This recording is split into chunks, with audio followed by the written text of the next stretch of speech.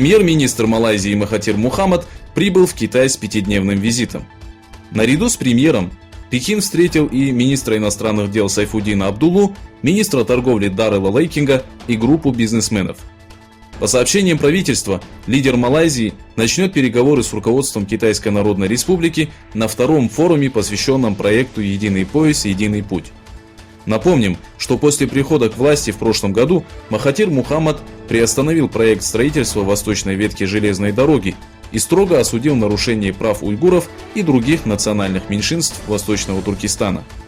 Данное решение привело к кризису между двумя государствами.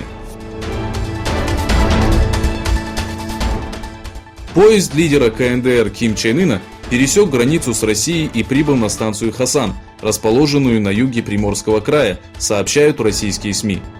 Встреча с президентом Российской Федерации Путиным пройдет сегодня на острове Русский, в одном из корпусов Дальневосточного федерального университета. Главной темой станет мирное решение ядерной проблемы Корейского полуострова и обеспечение безопасности Северо-Восточной Азии в целом. В ходе встречи лидеров запланировано обсуждение различных аспектов двусторонних отношений, в том числе по политической, экономической и культурно-гуманитарной повестке дня. Переговоры Путина и Ким Чен Ына во Владивостоке будут их первой личной встречей. В Узбекистане начались военные учения «Общий щит-2019», в котором приняли участие военные Турции, Пакистана и Узбекистана. Церемония открытия прошла на полигоне Фориш в провинции Джиза. Заместитель главнокомандующего войсками Узбекистана Шухрат Икрамов обратился к гостям на турецком и урду. «Добро пожаловать в Узбекистан, на вашу историческую родину», подчеркнул Икрамов, обращаясь к турецким солдатам. По его словам, данные учения – это показатель дружественных отношений трех государств.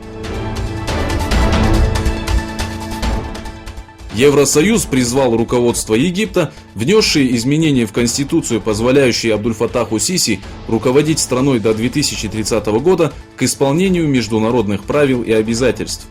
Комиссия Евросоюза сделала следующее заявление.